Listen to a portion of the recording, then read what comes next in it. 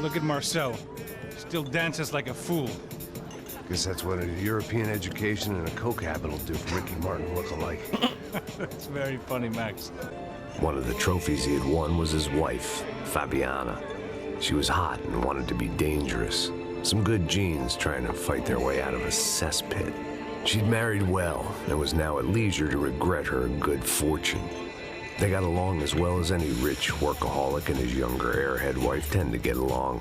They mostly ignored each other. She spent a lot of time with his cokehead younger brother, Marcello. He was a good-time guy if your idea of a good time was an expensive suit, a bottle of champagne, and nothing between the ears. The middle brother, Victor, had just walked in. He was a local politician. Guy was smoother than an oil slick on an iceberg and about as toxic. The rest of the crowd, I didn't know, but I could imagine the types. People who know if they drink enough, they won't have to feel guilty about their good fortune. This is why you love Max Payne, dude. This kind of place made me want to puke. I needed a real drink to deal with the electronic music and the robotic people. Say, Max, you're a man of the world. What are you fucking doing, man? About what? What do you do about life? Look at me, I'm standing in a nightclub, listening to music I can't stand. I'm 5,000 miles from home, I'm armed, and I'm drinking. You don't want to listen to advice from me, amigo.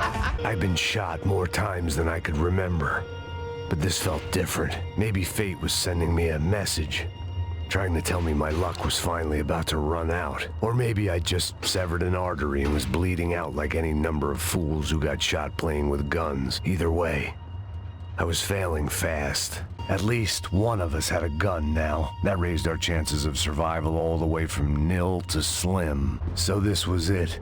My easy retirement money. My blood-stained 401k. A chance to drink for free while chaperoning socialites around town and making sure the poor people didn't get too close. The brochure sure didn't mention any of this shit. Just what my 10 different online doctors ordered. This is high-end gear. These guys are seriously financed. Yeah, I noticed. I'll get you one for Christmas. Come on, let's keep moving. We've still got a sniper on us. I might have written a book on dumb ideas, but Passos sure wasn't afraid to quote from it. Claudio, their golden boy. He'd sure picked the wrong party on the wrong night. Although if the past week was anything to go by, it was safe to assume any party with the Broncos in attendance was the wrong one to be at. We'd half destroyed Sao Paulo's most hallowed place of worship. Looking back, it was strange how the cops never showed up, but things had a habit of only making sense to me, looking back long after I'd run out of time to fix them. The only way my first meeting with Passos could have gone any worse was if he turned a gun on me along with everyone else. I should have realized. Partnerships start as they mean to go on. I still didn't remember having met Passos before. But then again, I didn't have any friends left from those days, and I didn't remember most nights after 6 p.m. The place had seen some good times, if by good times you meant a free and candid exchange of STDs and stepped-on cocaine. I ain't waiting to see who else shows up. Come on. I thought about saying the cops, but this was no time for bad jokes. I was guessing the stairs wouldn't take us to the penthouse, but they were worth a shot.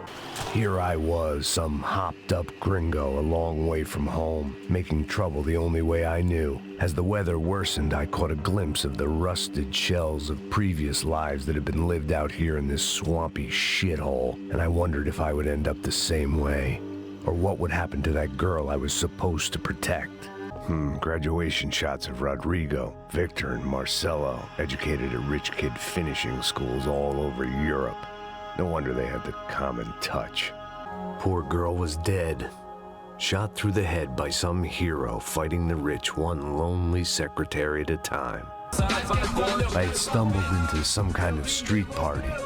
This was the kind of reality Americans paid top dollar to see. Slums had become tourist attractions, places where yuppies could gawk at the endless spirit of the poor from the inside of their bulletproof buses. I felt dumb and exposed. I missed the booze. Not that it mattered. Sober or drunk, I was hardly undercover. I stood out in this place like a streetwalker in a monastery. All things considered, I was gonna have to look on this as a good outcome. I was deep in gang territory. These kids were raised hating clowns like me. Middle-income ass-kickers who protected the rich by shooting kids like them. First day off the sauce, and somehow I'd still ended up in the gutter. I could hear a woman screaming. I thought I'd found Fabiana, but instead I'd stumbled across some testosterone fest. A bunch of young punks with guns killing time the only way they knew how. Nova Esperanza wasn't exactly a dinner and movie kind of place. I recognized the hoods who jumped me earlier. I was trying to decide whether to crash this party or turn back, when my natural grace and finesse made the decision for me. Giovanna and Marcella were still alive, but I didn't hold out much hope they'd stay that way for long. I'd already lost the ransom money, got the hostage killed, and I was only just getting started.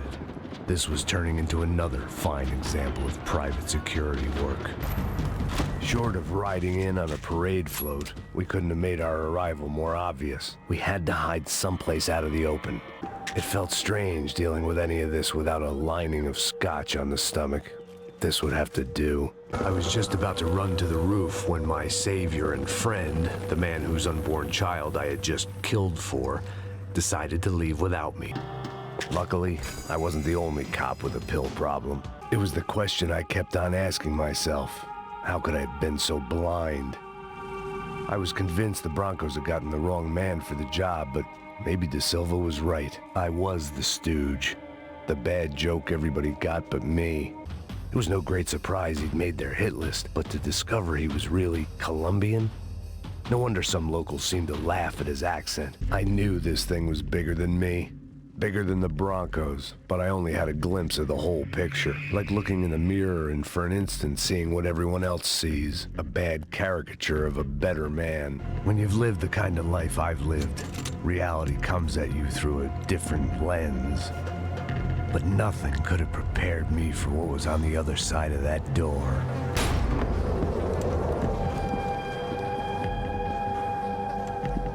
Serrano. He looked pathetic, a man defeated. I walked away and left him to his own personal nightmare. I didn't understand everything, and I never would, but I understood enough. Sometimes a complicated problem is best tackled with a simple solution. This was hell on earth. De Silva was no fool. I'd have driven on off into the sunset too if I were him. But I was in too far now. It looked like the prisoners were giving them a run for their money. That's what happens when you hand some roided-up half-wit a commando uniform with special on the front and let him ride around his hometown in a tank playing soldiers. Sooner or later, someone's gonna decide he's not so special. If there was one thing I learned since being in Sao Paulo, it was that me and the local elevators were not a good mix. Whatever depressing fate lay on the other side of those doors, there was no point in putting it off any longer. I'd killed more cops than cholesterol, and still no sign of Becker. It wasn't the first time it dawned on me I should probably have gone over the plan in more detail, but it was too late for that now. This was it. It was almost over. So I guess I'd become what they wanted me to be. A killer. Some rent-a-clown with a gun who puts holes in other bad guys. Well, that's what they had paid for, so in the end, that's what they got. Say what you want about Americans, but we understand capitalism. You buy yourself a product and you get what you pay for. And these chumps had paid for some angry gringo without the sensibilities to know right from wrong. Here I was about to execute this poor bastard like some dime store angel of death, and I realized they were correct. I wouldn't know right from wrong if one of them was helping the poor and the other was banging my sister.